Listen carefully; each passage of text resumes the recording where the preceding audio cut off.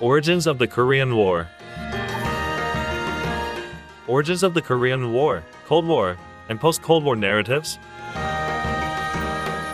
The Korean War is a very much unended war.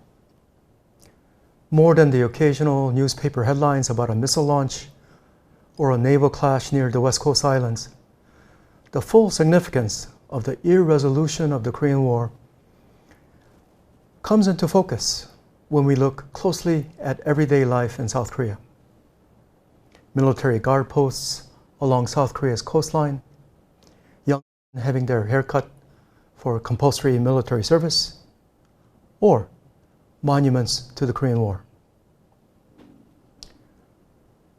For South Korea, one interesting and revealing Korean War monument is the Statue of Brothers. Installed in 1994 in the outdoor exhibit area of the War Museum in Seoul, the Statue of Brothers embodies what seems, at first sight, to be a yearning for reconciliation. But a closer look reveals what we might call a logic of murderous love. The statue depicts a dramatic encounter during the Korean War from 1950 to 1953. On the mountains that traverse North Chungcheong Province and North Gyeongsang Province, two brothers fighting on opposite sides had come face to face.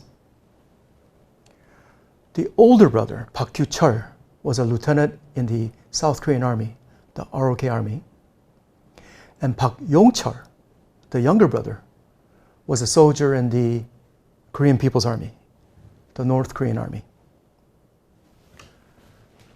The two brothers stand on a dome with a jagged crack running up its center. The crack narrows toward where the two embrace, and there the dome becomes whole, signifying the healing of Korea's national division. Because they embrace, the Statue of Brothers is said to symbolize both the tragedy of a fratricidal war and the yearning for reconciliation and reunification of the Korean nation. But a thoughtful visitor would notice that the older brother, the ROK Army lieutenant, stands erect, fully armed, both hugging and holding up his younger brother, who is unarmed and collapsing into his older brother's embrace. On closer inspection then, this reunion, this brotherly love and restoration of the family is premised on the younger brother, the former KPA soldier, having abandoned or been stripped of any and all identification with the North Korean state. Ultimately then, the Statue of Brothers depicts a Cold War vision or fantasy, a fantasy that persists in South Korea, a vision of how the Korean War should end with South Korea's victory over the North. The Statue of Brothers depicts South Korea's desire for victory, articulated as love for brethren in the North who, we are led to believe, yearn to be rescued by us. In this fashion, in the two Koreas, but also in China and the United States, official narratives about the war guard their publics against divergent and dissonant memories. As the official narrative about the Korean War is continually repeated, that version of the Korean War shapes the discursive landscape and marks the horizon of loyal citizenship in both North and South Korea. What about the United States? What is the dominant narrative about the Korean War for South Korea's most important military and political ally. The Korean War Veterans Memorial in Washington, D.C. here was installed in 1995. There are 19 statues.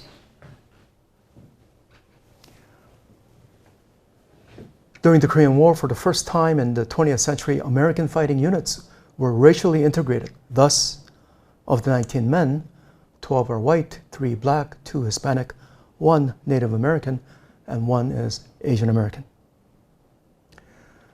These 19 statues are enclosed in a triangle that reaches into a circular pool called the Pool of Remembrance. Soldiers, some are signaling with hand gestures. They look tired but alert. And this theme of alertness is reinforced by the inscription on the wall that extends to the Pool of Remembrance. That inscription says, "Freedom is not free." The dedication stone placed at the point of the triangle here proclaims both innocence and willing sacrifice.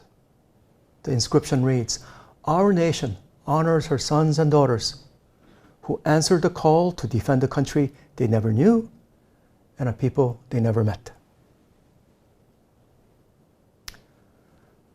It's probably true that most of the American troops who fought in the Korean War had not even known where Korea was, and probably had never met a Korean before arriving in Korea. But there is no question that American leaders had known where Korea was. In August 1945, after the United States dropped atomic bombs on Hiroshima and Nagasaki, and as Japan surrendered to the United States, it was the United States that had proposed to the Soviet Union that Korea be divided along the 38th parallel.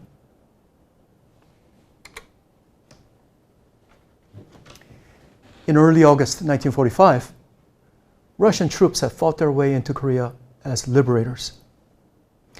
American troops were far away in Okinawa, and it would be the second week of September before the first US troops would arrive in Korea. Now, we need to keep in mind that during World War II, the Soviet Union and the United States were allies, and World War II was a war against Nazi Germany, Fascist Italy, and Fascist Japan. Earlier in Cairo, in December 1943, Franklin Delano Roosevelt, President of the United States, Winston Churchill, the British Prime Minister, had declared that Japan would be stripped of its empire and Korea would be independent in due course.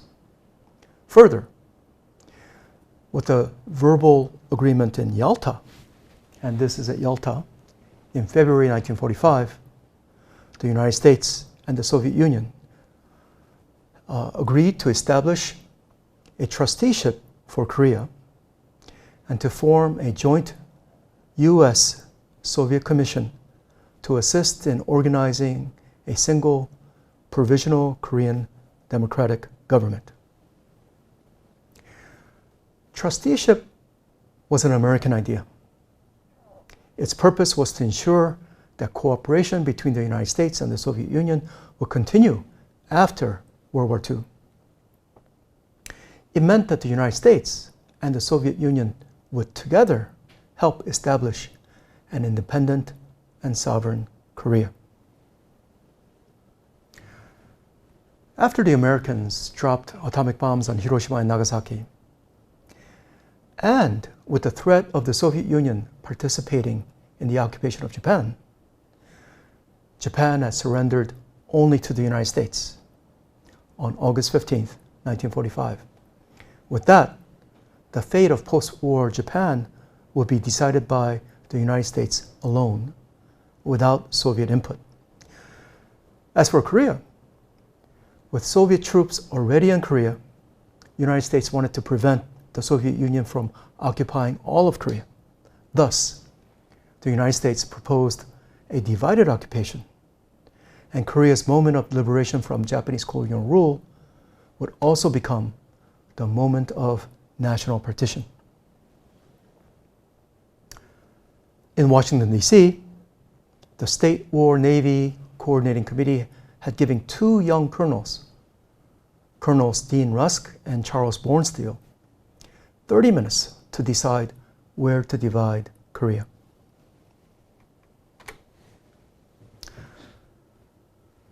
After consulting a small map, Colonels Rusk and Bournsteel recommended the 38th parallel because it would divide the Korean peninsula roughly in half, and it would include the capital of Korea, Seoul, in the American zone. For comparison, we should look at post-war Europe. In Europe, the Allies had divided Germany into separate occupation zones. In the Asia-Pacific, with the same logic, it should have been Japan that was divided. Instead, it was Korea that was divided. This is Gregory Henderson, an official in the U.S. Embassy in Korea before the Korean War, and later a scholar at Harvard University. Here, Gregory Henderson is voicing regret and explaining the anger that Koreans felt. Henderson would later say, "Of all the countries that we divided, Korea was the most innocent, the least deserving of being divided. We never intended in a planning way permanently to divide Korea. We intended to have a united Korea. The mistake was that we didn't lay the proper grounds to occupy Korea jointly with the Soviet Union." Trusteeship did not have to be implemented via divided occupation. With a line drawn across the 38th parallel, there could have been a joint occupation, for example. But the line drawn across the 38th parallel would lead 3 years later to the establishment of two Koreas, and then in 1950, the Korean War.